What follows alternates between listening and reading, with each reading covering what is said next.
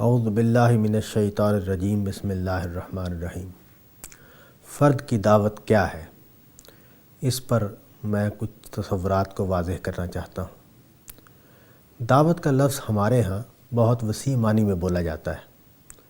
مسلمانوں کو صحیح دین بتانا، مسلمانوں کو ان کی غلطیوں پر متنبہ کرنا، ان کو نصیحت کرنا، یہ بھی دعوت کے تحت آتا ہے، اور غیر مسلموں تک دین کو پہنچانا اور ان پر دین کو واضح کرنا اور ان کے اعتراضات کا جواب دینا، یہ بھی دعوت کے تحت آتا ہے۔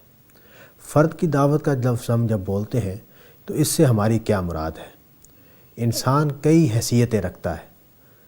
حکمران کی حیثیت بھی انسانوں کو حاصل ہوتی ہے، سوسائٹی میں علماء کی حیثیت بھی انسانوں ہی کو حاصل ہوتی ہے، رہنماؤں اور لیڈروں کی حیثیت بھی انسانوں کو حاصل ہوتی ہے۔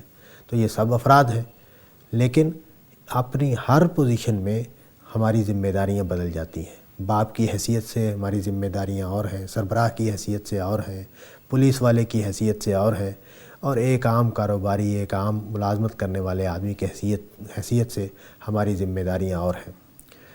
یہاں جب ہم فرد کی دعوت کا لفظ بولتے ہیں تو اس سے عام آدمی مراد ہے، روزمرہ کی زندگی میں اپنے ماحول میں رہتے ہوئے، اپنے کاروبار کرتے ہوئے، دکانداری کرتے ہوئے، ملازمت کرتے ہوئے ایک فرد پر دعوت کی کیا ذمہ داری عائد ہوتی ہے۔ قرآن مجید میں اس کے لیے دو لفظ اختیار کیے گئے ہیں۔ ایک امر بالمعروف اور نہی عن المنکر کا لفظ اختیار کیا گیا ہے، اور دوسرا لفظ تواسی کا اختیار کیا گیا ہے۔ دونوں کا ایک ہی مطلب ہے۔ تواسی کے لفظ میں ایک اور پہلو واضح ہوا ہے، اور امر بالمعروف اور نہی عن المنکر کے لفظ سے ایک اور پہلو واضح ہوا ہے۔ ہم پہلے امر بالمعروف اور نہی عن المنکر کے لفظ کو لیتے ہیں۔ امر بالمعروف کا مطلب یہ ہے کہ جو نیکیاں مانی ہوئی نیکیاں ہیں اور جو خیر مانے ہوئے خیر ہیں، ان کو اپنانے کی بات کی جائے۔ سوسائٹی میں اسلام نے ہمیں حق کا علمبردار رہنے کا طریقہ سکھایا ہے۔ اسلام ہمیں اس بات پر مجبور کرتا ہے کہ ہم جہاں بھی رہیں، جس حیثیت میں بھی رہیں، ہم سچے اور سچ والے بن کر رہیں۔ ہم جھوٹ کو غلط قرار دینے والے بن کر رہیں، غلط کام کو غلط کام قرار دے کر جئیں۔ صرف نظر کرنا، مداہنت کرنا، کمزوری دکھانا، چیزوں سے آنکھ بچا کے گزر جانا، یہ ہمارے لیے مطلوب نہیں ہے۔ ہمیں یہ سکھایا گیا ہے کہ ہم جہاں بھی رہیں، ہم سچائی کے ساتھی بن کر رہیں، سچائی کو بیان کرنے والے بن کر رہیں۔ پھر جب ہم ماحول میں رہتے ہیں تو ہمارے دوست ہوتے ہیں، احباب ہوتے ہیں، رشتہ دار ہوتے ہیں، کاروبار کے ساتھی ہوتے ہیں، کولیگز ہوتے ہیں۔ یہ سارے لوگ مختلف کام کرتے ہیں، کوئی جھوٹ بولتا ہے، کوئی غلط بیانی کرتا ہے، کوئی نماز پڑھنے میں کوتاہی کرتا ہے۔ تو ہم اپنے ماحول میں اس بات کے ذمہ دار ہیں کہ ہم ان نیکیوں کی لوگوں کو تلقین کریں اور ان برائیوں سے لوگوں کو روکیں۔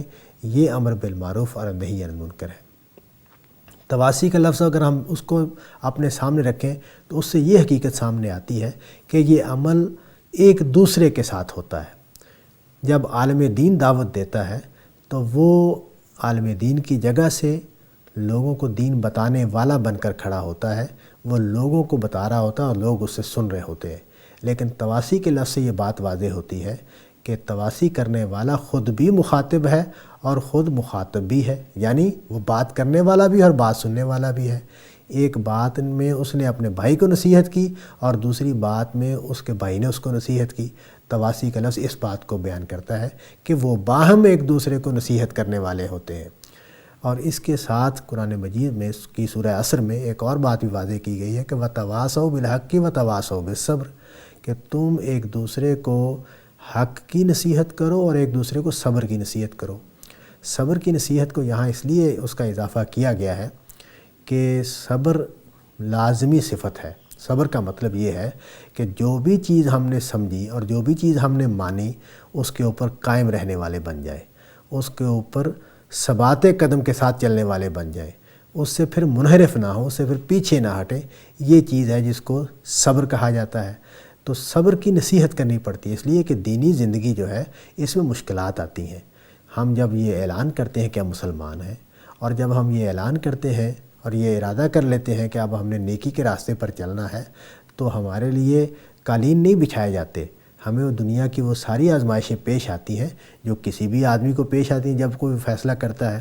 تو اس میں جو سب سے زیادہ مطلوب صفت ہے جس کے بعد ہی ہم دین پر عمل کرنے والے بن سکتے ہیں وہ صبر کی صفت ہے، یعنی ثابت قدمی کی، استقلال کی صفت ہے۔